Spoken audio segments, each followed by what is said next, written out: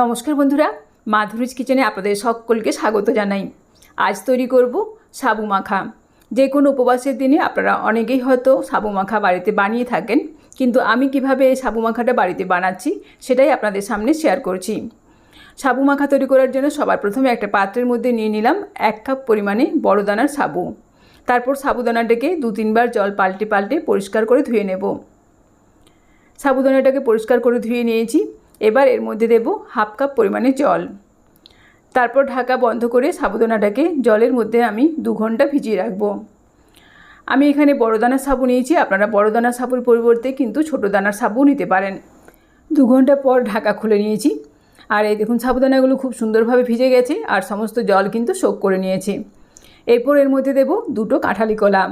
আমি কলা দুটোকে একটা ছুরির সাহায্যে ছোটো ছোটো টুকরো করে কেটে নিচ্ছি।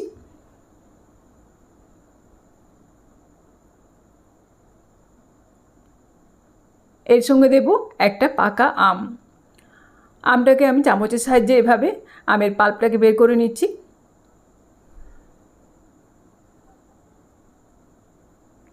এই পাকা আম দিয়ে সাবু মাখা খেতে কিন্তু দারুণ লাগবে। এর সঙ্গে দেব অর্ধেকটা আপেল কুচি, কিছুটা দিচ্ছি বেদানা, আর দেব কিছুটা নারকেল কুচি, 1 মুঠো কাজু কিশমিশ, এর সঙ্গে দিচ্ছি 2টো সন্দেশ। সবশেষে এর মধ্যে দেব পরিমাণ মতো চিনি আর দেব 1 কাপ পরিমাণে দুধ। এবার এই সমস্ত কিছু হাত দিয়ে খুব ভালোভাবে মেখে নেব। এখানে মিষ্টির পরিমাণ আপনারা অবশ্যই নিজেদের পরিমাণ মতো দেবেন, আর ফলের পরিমাণগুলো আপনারা আপনাদের পছন্দ মতো দেবেন।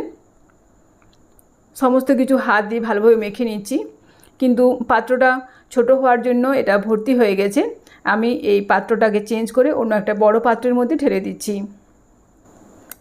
যেহেতু আমি এটা সাবু মাখা বানাচ্ছি, সেজন্য হাত দিয়ে সমস্ত কিছু ভালোভাবে মেখে নিতে হবে।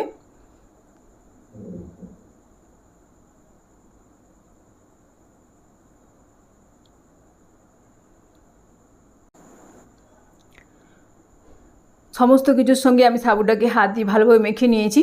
এই দেখুন সাবুটা আমার ভালো মতো মাখানো হয়ে গেছে। এবার ওপর থেকে কিছু পছন্দ মতো ফলের টুকরো দিয়ে সাজিয়ে নেব।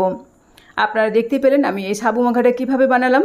এভাবে আপনারাও একবার বাড়িতে বানিয়ে খেয়ে দেখুন, এটা খেতে কিন্তু দারুণ লাগবে। আর ভিডিওটি যদি ভালো লাগে তাহলে অবশ্যই লাইক, শেয়ার এবং কমেন্ট করে জানাবেন। ধন্যবাদ।